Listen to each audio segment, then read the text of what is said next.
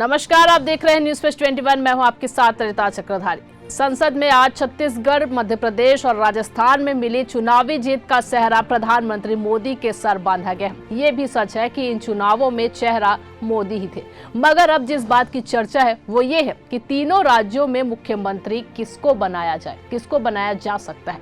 खास तौर पर इस विषय में दिलचस्पी का एक और कारण है, वो है मोदी के नेतृत्व पार्टी और सरकार की ओर से चौंकाने वाले फैसले लिए जाते रहे जो किसी ने भी ना सोचा हो। वैसे फैसले लेने और उसे सफलतापूर्वक लागू करने के लिए मोदी जाने जाते हैं। तो अब 3 राज्य और उसके मुख्यमंत्री के संभावित नामों पर चर्चा चल पड़ी है और हर कोई अपने अपने तरीके से विश्लेषण कर रहे हैं। आइए हम भी इस विषय पर चर्चा कर प्रयास करें कि 3 राज्यों में मुख्यमंत्री के नाम के साथ मोदी के नेतृत्व वाली बीजेपी किस तरह का संदेश देश और दुनिया में देना चाहेगी।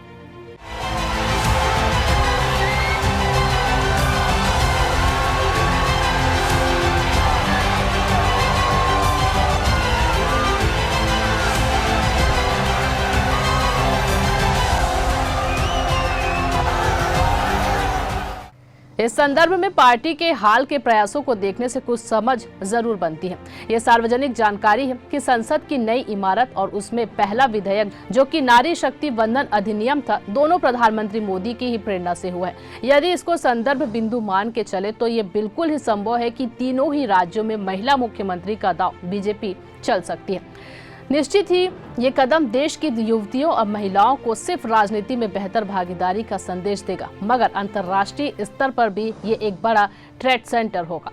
ध्यान रहे कि जहां दुनिया में दमदार पुरुष नेताओं की बाढ़ सी आई हुई है, जिसमें कई ऐसे भी हैं जो दशकों से सत्ता में बने हुए हैं, वही लोकतंत्र के बारे में भी अब ये मान्यता जड़ पकड़ने लगी है कि इसका पूरे विश्व में ही शरण होता जा रहा है। ऐसे में 3 बड़े प्रदेशों की कमान महिलाओं के जिम्मे दिए जाने से संदेश स्पष्ट होगा कि मोदी के नेतृत्व में न सिर्फ लोकतंत्र बल्कि महिलाओं की भागीदारी भी उभार पर है।